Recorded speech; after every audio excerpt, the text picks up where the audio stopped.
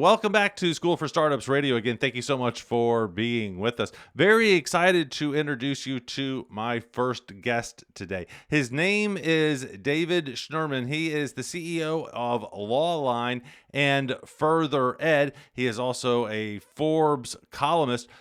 Lawline does some really cool things. They do continuing education for lawyers. So, after lawyers go to get out and practice, every 3 or 4 years, they have to go back and learn how to forget their soul again and learn how to be mean again. And so he provides all of those classes. Very, very successful. They have over 100,000 attorneys that are in the system, and they've completed over 2 million courses. David, welcome to the show. How are you doing today? Thanks for having me, Jim. I'm doing great, and I'm really excited to share anything that you would like me to talk about. And of course, I don't know if you're aware, but in May, I published my first book called The Fast Forward Mindset. So energized about all that I've been doing with that as well. David, we're going to have to yell at your publicist because I was not aware of the book. I am sorry. So what was the title again? Fast Forward what? Mindset? The Fast Forward Mindset, and it's how to fast forward your impact on the world around you by being more fearless and focused. And it's essentially about how to get out of your comfort zone and stay out of there longer. Okay, what's wrong with my comfort zone? I'm comfortable there. Nothing wrong with it if you're 100% happy if where you want to be. And so what happens is with many people, almost everybody I know, is there's a voice inside their head that either says that they should be doing something more than they're doing or having a bigger impact. And the challenge is if you're doing exactly what you want to do and you want to be there, stay in your comfort zone. But most people want to grow and want to have a bigger impact. And in order to do that, the research is very clear, and I'm sure your experience is very clear. You need to get a little bit uncomfortable. It doesn't have to be a 10 out of 10, but maybe it's a 2 or 3 out of 10 to do new things like, be on your podcast or start a podcast or move to Barcelona with your family, which is where I actually am right now. I moved here 3 weeks ago, and I'm living here for the year as part of getting out of my comfort zone. So nothing wrong with it if you're exactly where you want to be. All right. Well, I don't think anyone's exactly where they want to be. Not even Jeff Bezos, right? He can't decide who he wants to sleep with from one night to the next. So David, then how am I going to get outside of the comfort zone? So what are some of the steps that I would take to do that? So being what I call a SHA, which is a self-help addict, I've read, almost every major book that's out there on self-help and entrepreneurship, as well as have lived being an entrepreneur for the past 11 years. And one of the things that I've realized, there's 2 things that I really like about books, is those that have stories and those that have some sort of simple framework. And I combine them both. So you mentioned steps. There are 3 steps in the fast forward mindset, and they're really simple. Step 1 is take action to get out of your comfort zone. And in the book, I share 4 mental strategies on how to do that. Certainly happy to get into one of them today if you like. Step 2, go ahead. Go ahead and give us one of those strategies. Sure. So the first chapter of the book is probably the most important takeaway that you can get from this interview and from the book itself. It's how to take action to get out of your comfort zone. And chapter 1 is to never label a situation as good or bad, because as soon as you label a situation as good or bad, you experience it as good as bad. And there's a famous story that's 2,000 years old, and I won't share the story now, but essentially the main tagline is good thing, bad thing, who knows? Have you heard that phrase before? That story is at the end of Charlie Wilson's War. Correct. Isn't that the story there? And let's go ahead and tell the story so people know what we're talking about. It's not fair that you and I are the only people on the inside. So there's a little boy in a village is the way I know the story. Well, so I'm going to tell it a little bit differently. Please. There's a farmer and his son, and they buy a horse from his neighbor. The next day, the horse escapes. The neighbor comes by and goes, "Oh my God, I'm so sorry, your horse escaped. That's terrible." The farmer looks at him and says, "Good thing, bad thing, who knows?" The next day, that horse comes back, this wild horse comes back with 3 extra wild horses with it. The farmer and his son get the 4 wild horses into the stables. They close it. They fix the fence. The neighbor comes running over and says, "Oh my God, you're the richest farmer in town. You now have 4 horses." The farmer looks at him and says, "Good thing, bad thing, who knows?" The next day, the farmer's son is riding on one of the wild horses. He falls, he breaks his leg, he breaks his arm. The farmer's neighbor runs over and goes, "Oh my God, I'm so sorry that this happened." That he got injured, and the farmer looks at him and again says, "Good thing, bad thing, who knows?" And then finally, to round out the story, a month later, there's a war that breaks out, and all young boys are conscripted to go into the army. The farmer's son has to go to the army, and he comes over crying and says, "Oh my God, you're so lucky. Your son doesn't have to go because he's injured." The farmer says, "Let's do it together. Good thing. Good thing, bad thing, who knows?" And the moral of this, of course, as soon as you label that, that's what it is. And we're actually 20 times more likely to label a situation as bad than we are good. And if you want to get out of your comfort zone more often than not, the most important thing you can do is not label what's going to happen, because if you want to gain more experience, you don't worry about failing, because it's not good or bad, and that's how you take more action to do stuff. I hope that was helpful. It is, but David, I have a lot of things that have happened that are bad, that there is no other label. There's no other way to put it than that was just a bad experience. There's, so, and I'm not exactly sure how that relates to taking action yet. So I haven't labeled an event. So how does that lead to quicker action? So for example, if I am afraid to quit my job, because if I quit my job, I might never get another job, or I might lose my house, or I might lose my wife, because that's a bad thing. I might never quit my job. But if I know when I quit my job, regardless of what happens, if I do lose my house, or I do get divorced, or I can't get another job, I don't label that moment as good or bad, because it's not over till it's over. And as you've probably seen in True Hollywood Stories and a lot of really successful people, a lot of their success comes out of quote unquote adversity, or real adversity.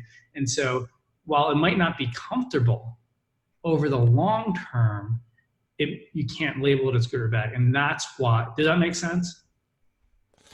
Sure, it does. When I was 22 years old, my life I thought was over because I got fired from Coca-Cola. And my dream, David, was to be the CEO of Coca-Cola. And everything I was doing was trying to lead up to that goal. And being escorted out of the building by those 2 big burly guards was devastating. Devastating. Had I stayed, I know exactly what would have happened. I would have ended up with 2 kids, 2 mortgages, a whole bunch of debt, and gotten fired when all of the CEOs that I was friends with also got fired in the next 3 or 4 years. So, and I wouldn't have been happy. Apparently I'm happier as an entrepreneur, and that's what Coca-Cola figured out. So that was nice of them. And that story is repeated over and over again. And there's so many people who want to take action and just cannot make that next step. And if I could, if you like, I can tell you step 2 and step 3, because it's not just about taking action, or we can keep diving into this step. It's up, whichever way you think is best. Let's continue on, David. So we've taken action, right? We're not afraid to label it anymore. All right. So what's number 2? So step 2 is called NIP, fear in the bud. And NIP is actually an acronym. And essentially what happens is the moment you take action, let's say you quit your job or you start a new company, generally in the first few months or the first 6 months or some time frame, you have this emotional reaction. What did I do? I have no clue what I'm doing. Why did I leave my job? I have no idea how to start a new business. I have no idea where to go from here. And the first thing you want to do is go back into the safety of your comfort zone, and you want to get that 9-to-5 job again, or you want to stop the podcast that you started because you're not sure where it's going. And so what you need to do is you need to nip fear in the bud, and N stands for not alone. And you need to recognize that every single entrepreneur, every single person who's kind of gone through that has been in your shoes, because there's this mistaken belief that we all go through in our head, whether we say it or not, is that we think we have to be fearless 100% of the time. And we all know that's not true and that's not possible. And so one of the main keys of actually not falling back into your comfort zone is recognizing that. There's two other parts to that, but I don't, I will get through it and playing the part, but I don't want to, I'm happy to dive in, but I know there's time. Let's move on. I do want to point out this, though, David. You mentioned the fear of leaving the job. I would point out that leaving the job doesn't necessarily have to happen until you get fired from the job, right? So one of my jokes, David, and I do want to stress, this is a joke, people. Don't yell at me. I don't want the emails, right? That you should keep your job and take up smoking, because smokers get to take a break every 15 or every hour. And so what you do is you go outside and you smoke a cigarette. But what you're really doing is using your phone and doing business for your new business until your boss figures it out and you get fired. So I don't want to increase my risk. I want to keep your health care until my business is ready to support me a little bit. What do you think about that little strategy, David? I didn't know people still smoke because I don't. Hey, you're in Barcelona. Everyone smokes. That's true. Actually, good point. This vaping thing they just do under their desk. But certainly, I'm a big fan of working early in the morning and late at night and on the weekends. There's more than enough time to not put the stress on yourself. Again, getting out of your comfort zone. There's a misconception when I say that. I mean a 10 out of 10. It might be a 2 out of 10 or a 1 out of 10. Just move in smaller steps just to move you forward. So yeah, absolutely. Whatever you need to do to feel comfortable enough to move forward. And then the third step is generally once you take action, and then step 2 is you nip fear in the bud. Now, step 3 is you have to find your focus. And what happens to me, what happens to many entrepreneurs is taking action is generally not the issue because we're visionaries. We're like, we do stuff, we do a lot of things, we want to move forward. It's having that long-term focus that keeps you going. And there's the book, The Success Principles by Jack Canfield. Do you know that book? I've interviewed him on this show about that book. Fantastic. So principle number 54, keep your agreements. It changed my life when I read it about 8 years ago. And one of the main ways of staying focused is keeping your commitments. And he shared a story in that book, which you may know, about his class, and people were late to his class. And he said, here's an agreement that you won't come late to any future classes. And then of course, 3 days later, the same guy came late and he said, you broke your agreement. He goes, well, I can't help it. There was traffic. What do you want me to do? He goes, what if I told you if you were late, your son would be killed? And he goes, whoa, if my son wanted to be killed, I would never leave. And obviously it's an extreme example, but it's designed to show you have more control over things than you realize. And once I read that, I started keeping agreements as if my son or my loved one would be killed if I didn't. And that is like most people say they're going to do things, they start them and they don't follow through and complete them. And I'm sure from lunches, people, I'm sure guests of yours who like say they're going to show up and they don't. And so that is one of the key components, not the only, to helping your focus. So, David, when you made this commitment to maintaining your word and doing what you're committed to, is that when the American Bar Association kicked you out of the legal practice? I don't get it. I would love to say that was. I'm sorry, it was just a bad lawyer joke. Just another. You gotta be. You can't make funny jokes like that to lawyers. It scares them. Well, I'm sure I'll get sued for libel here in just a minute. So, all right. So I love this mindset. This makes a lot of sense, and I love your steps. How do I know if I'm making progress? How do I know if I'm moving forward? How do I hold myself accountable to this new system? Because it's all about accountability.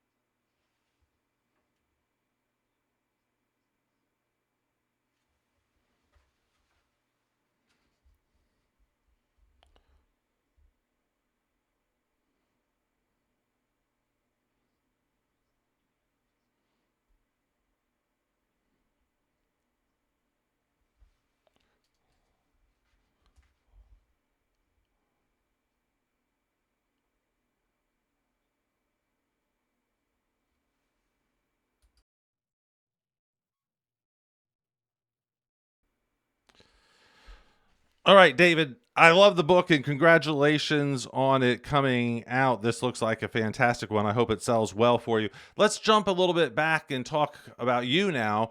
Please. Talk to me about the beginning of Lawline. Go back 6 months before the company started, a year before the company started. Where'd the idea come from? I know you were in law school. I know that that was part of what you were going through. Why'd you decide to focus on continuing education instead of making sure that rapists can walk free? I'm sorry. Okay. I'm so sorry, David. It's early in the morning. It's Monday. I'm punchy. I'm getting sued right now. So I just thought I would throw all of my anger toward you. I like it. I like it. Um, so, look, I always thought I was going to be an entrepreneur, like since I was in middle school, and I never really did anything about it. And even when I graduated college, I thought I was going to make $1 million my first business within 3 years. And then 5 years later, I was on my fourth sales job. And I started to panic that I was never going to be that entrepreneur that I thought I was. And that's, I'm sure, what a lot of people who listen to this show think as well.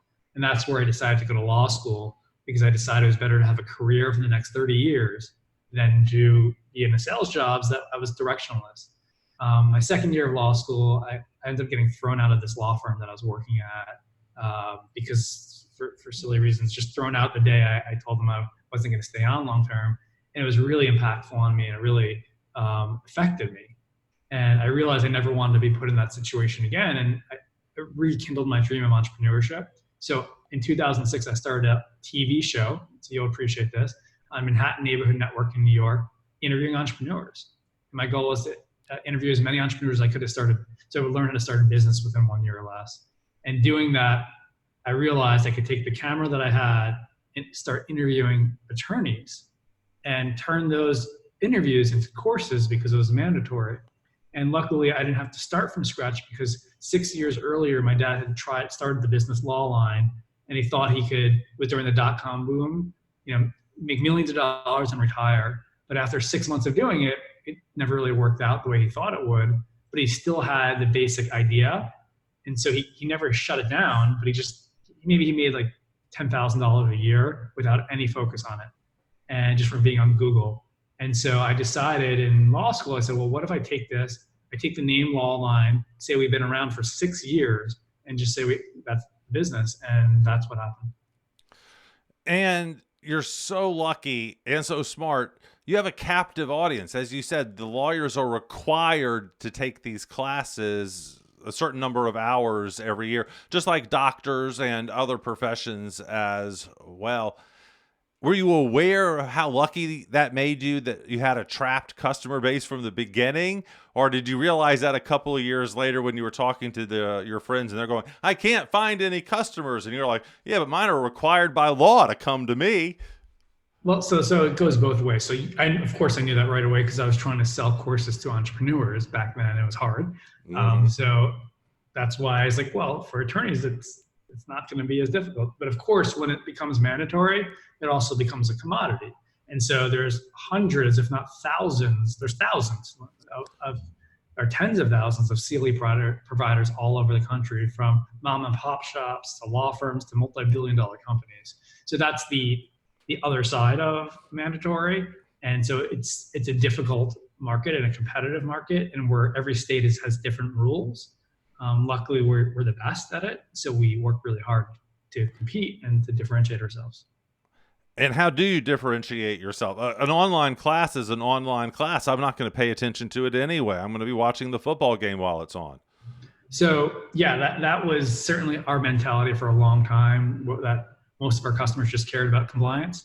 And certainly there's a segment, and there's a large segment that does that. But what has separated us is the value that attorneys get. So we offer about 1,500 hours of content for $300 a year. So you can get lots and lots of courses, in-depth courses in really interesting areas. And so what we found is attorneys came for their credits to get the requirements, but they stayed for the content. And so generally, our prices, we're not the cheapest and we're not the most expensive, but we're the best value. And our technology is the best, and our everything around it is packaged really well. So that's helped us stand out, and we have a great team. And then how do you tell a law firm that? We're not the cheapest, we're not the most expensive, but we're the best, I promise. Because I bet you every other salesperson says that too. That's what I would say. Yeah, so so two things. One, our main customers is the retail customer, so it's the individual attorney or the solo attorney who comes to us to complete the requirement, and then of course there's a law firm. So the best way, it is challenging because the best you have is your website. It's the design, the look of your website, the feel of your website. So what we do offer, which is very standard, we offer a 1 week free trial, so you can actually go in there and use the product and feel the product and see what it's about. And then hopefully you see enough value that it makes sense. And of course, you can call us, and on our site, we have live testimonials that we actually just started this about 6 months ago. People who they complete the courses, they get an email. It's through a third party called Trustpilot. And in about 3 or 6 months, we have about 250 reviews. You can see they're pretty clear they're real. We're like 4.8 out of 5 stars. So I think a combination of all that really helps, but it's still a difficult thing in a very crowded market. Right. I imagine that's a huge part of it. What's been the most challenging aspect of running the business now for almost a decade? What's the hardest part? A big part. Fundraising, capital, HR, course creation. Leadership. So that should be, why is that hard? You're a great leader. Why is that hard? It's the hardest. It doesn't come natural to me. I don't think it comes natural to most people. And it is leading other people is the biggest opportunity for growth, and it's also one of the most difficult things that I've seen from any entrepreneur that I met. And big part of my book is sharing my leadership challenges, the quote unquote bad things or the things that didn't seem to go well at the time, and taking you through. So most of my book is that not the 90% of where things are great, it's the 10% of where things are really struggling in my business. So it's a really entrepreneurship journey. It's not just a framework. And so my number one challenge was leading the person who was like my number two, my COO. And in one point, I had 6 years where I went through 3 different COOs, one every 2 years. Sound like Donald Trump there, by the way. It was tough. It was really low. And they all went really well, and then they imploded. And I had to take a real look in the mirror to see what was going on. And obviously I was able to figure it out and move on into a much stronger, better company. And I share the whole story in the book about that. And I think a lot of entrepreneurs think they're alone in their struggles with leading other people. You don't want to micromanage, but you also don't want to be too far away. There's so much there. And if you can lead people, you can change the world. Speaking of too far away, Barcelona seems to be that. Why go away for a year? Is it easier to lead from far away? Some people lead best by not being there. That's not usually a good thing, David. I would say the leader is in the room. So it all depends on sort of where you're at in your business and your life. So last year, I was the president of the New York Entrepreneurs Organization in New York. And this is one of the biggest chapters in the network for entrepreneurs organization. I don't know if you're familiar. Sure, of course. Okay, 13,000 members worldwide. We've had Hirsch. Isn't Hirsch the founder of that? Vern Harnish. Vern Harnish. That's it. Yes, thank you. He's been on the show also. He's been on the show, and actually he was one of my inspirations for living in Barcelona because he moved here about 8 years ago, and then he inspired other entrepreneurs to do that. And so last year, I ended up spending a lot of my time on EO, for better or for worse. And we grew the most we've ever grown in about 8 years. And but it's not by coincidence. We set up a framework about 4 years ago, implementing the scaling up, which is Vern Harnish's also his book, and setting up a framework. And so I am more the visionary role in my company, not in the day-to-day. And so I actually, right before this call, I had a half-hour meeting, and then before that I had an hour meeting. And so through Zoom, which is the same way we're doing this, I am just as present in many ways. And so in a way, the best, the most valuable companies, in my opinion, are ones that don't rely on the founder to do everything. But certainly, yes, it was a lifestyle choice. And could it potentially hinder some areas? Maybe, but it also can help us grow in other areas and lead to leadership opportunities for the team. David, we're out of time. How do we find out more? Get a copy of the book, follow you online, all of that stuff, please, sir. Sure. So fastforwardmindset.com. I'm also right now, I'm keeping a daily vlog of, it's called Living the Fast Forward Mindset in Barcelona. And I'm sharing sort of what I'm going through every day and the failures. So you go to fastforwardmindset.com, you can find information on the book and on me, and you can look me up on LinkedIn and connect with me, David Schnurman. I'm happy to help you out, or email me at david@lawline.com. Fantastic. David, when I was 16 and 17, I lived in Denia, which is a couple hours south of you, just south of Valencia. It's one of the places where all of the Scandinavian people go for summer vacation in August. And I was 16 or 17, and all the girls were topless. Denia, check it out. Nice place. Don't want to miss it. David Schnurman, everybody, thank you so much for being with us. Great stuff, and I will post some pictures of Denia online for you, David. Thank you. I really appreciate it. Right back.